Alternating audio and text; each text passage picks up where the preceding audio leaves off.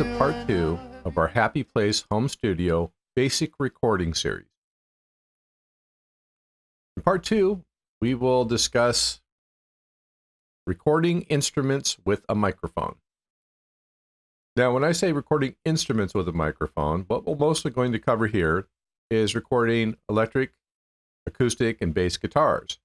There are obviously many other types of instruments, from brass to woodwind to pianos and drums and everything else that you might want to play in your studio.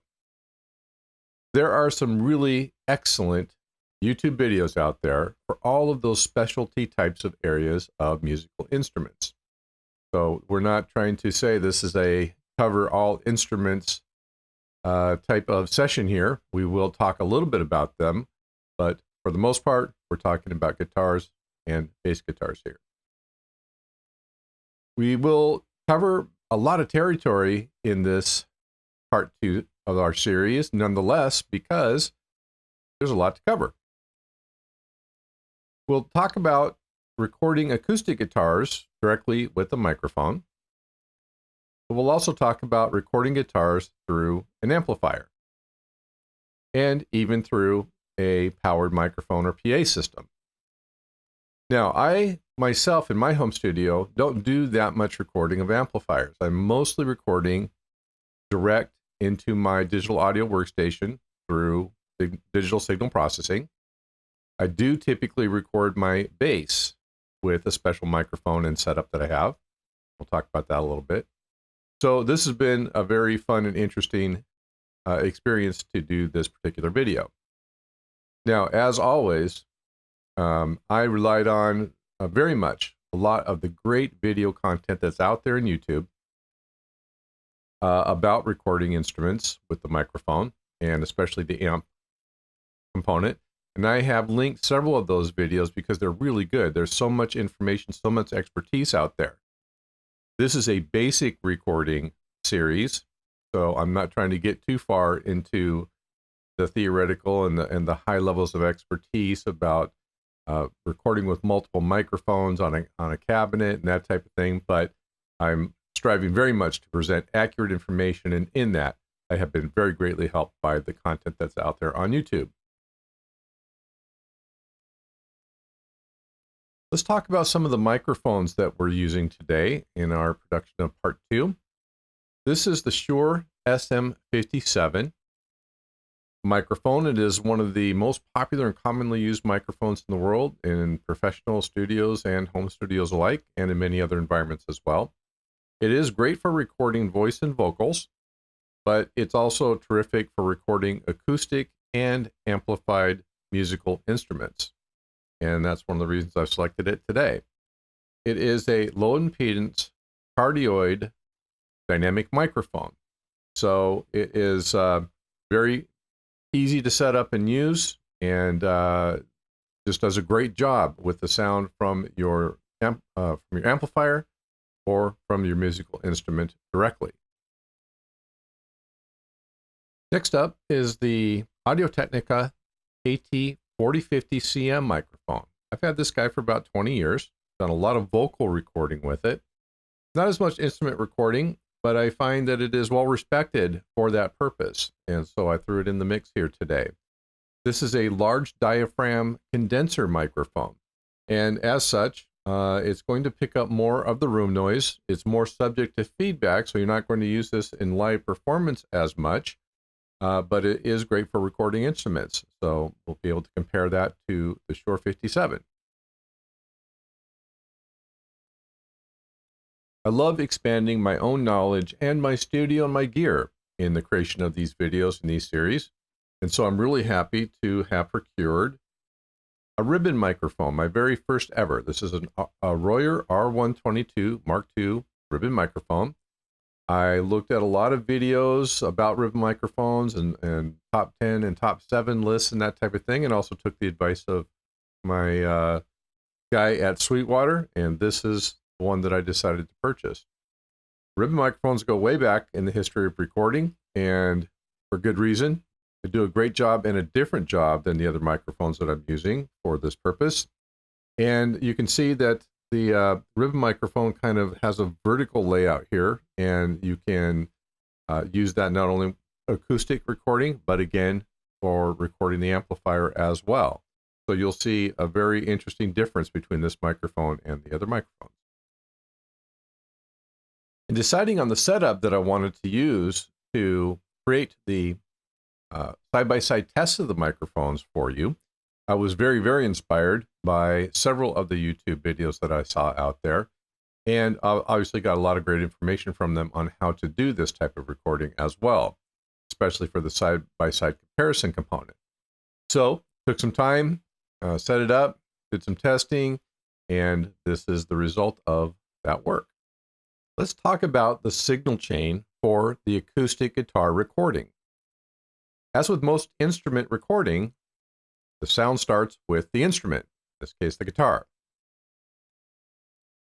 The microphones pick up that sound and transfer it to my Motu 1248 with its analog to digital converters and digital signal processing. One interesting aspect of this, because I'm using the 3 microphones and 2 different types of microphones, I have to have a couple of different settings on the 1248.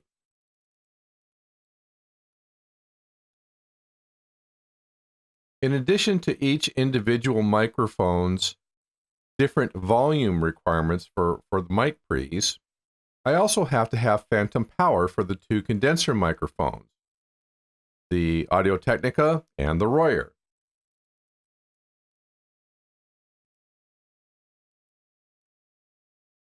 Phantom power is pretty straightforward. It can be just a little bit tricky.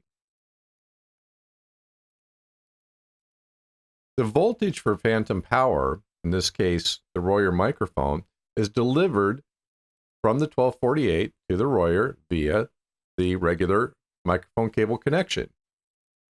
So as long as that is connected, you've got your phantom power, and that's what gives the microphone its power and capabilities. One additional thing I had to be concerned about with the Royer is that it can actually be damaged. This ribbon microphone can actually be damaged if the signal coming in is too strong. They have a 15 decibel power switch here, the very top switch here, which allows you to add a 15 decibel pad. Now, for the acoustic guitar recording, I did not have to add that pad, but for the subsequent recording that we'll talk about with the guitar amp, I had to be very careful. You literally can ruin the microphone if you're not careful. And just note to self, for you, always read the manual on a high-end microphone, especially a condenser microphone. My Shure microphones, SM58, 57s, you could, run over them and they'd still work. But these can be much more delicate. So that was a factor in this particular recording. The end of our signal chain past the 1248 is the digital audio workstation on my Macintosh, which persists the music to the hard disk. I've added next to nothing in the DAW, trying to keep the signal as clean as possible for the microphone comparison purposes. Normally, we would add some effects, maybe some reverb, that type of thing, but in this case, I have not done so.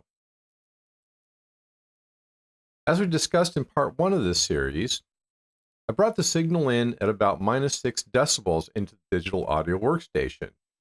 And we want to do that to give ourselves some overhead, some room for adding additional processing like reverb and other effects and that type of thing. Just give ourselves some space to work with the acoustic signals from the guitar.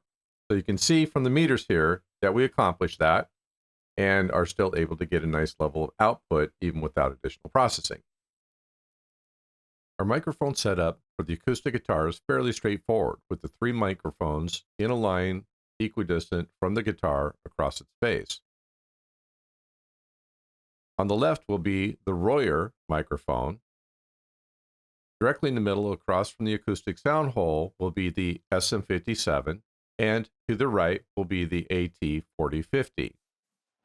Optimally, for a perfect apples-to-apples test, each of the microphones would be set up in the best possible position. However, These positions are not bad positions for each microphone, and with this test, we'll be able to combine the microphones, which you would often do to get the best possible sound. For the test, we'll play the same short loop with each microphone turned on, and then we'll play a couple of combinations so you can see how the different types of microphones sound together. We'll begin with the Shure SM57.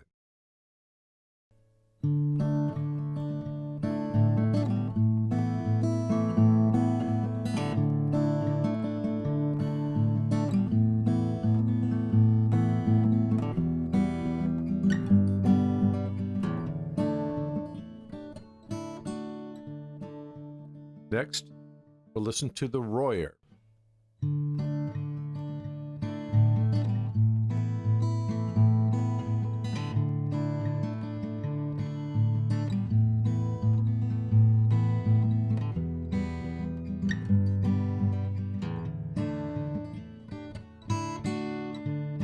And here's the AT4050CM.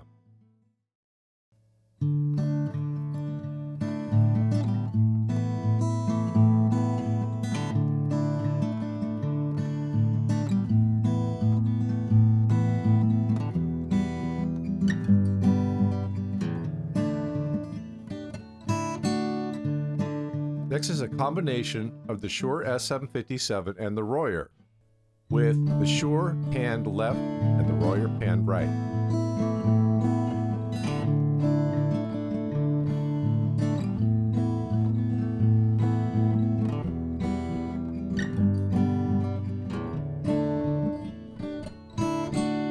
And finally is a combination of the Shure and the Audio-Technica, with the Shure panned left and the AT panned right.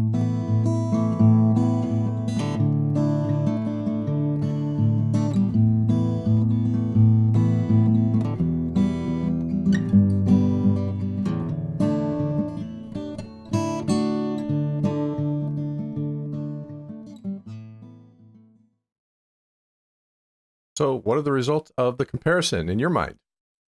As I listened, I didn't hear big differences between the different microphones, but when the microphones were combined, I definitely felt that the tonal variations were combined in such a way to make a richer sound. Individually, each microphone seemed to be doing a great job. Now, I think if I had played something that was a little harder or faster or louder, that perhaps some of the other differences would have come out in the microphones on the acoustic guitar, as they do, as you'll see upcoming with the electric guitar. As you can see, single or double miking acoustic guitar is fairly straightforward, fairly simple. So that is a good way to record your acoustic guitar and get great sound for your own recording. This is the end of part 2 of our basic recording series on Happy Place Home Studio. Please join us for part 3, where we will get into the mysteries of recording electric guitars and basses via their amplifiers with a microphone. We'll see you then.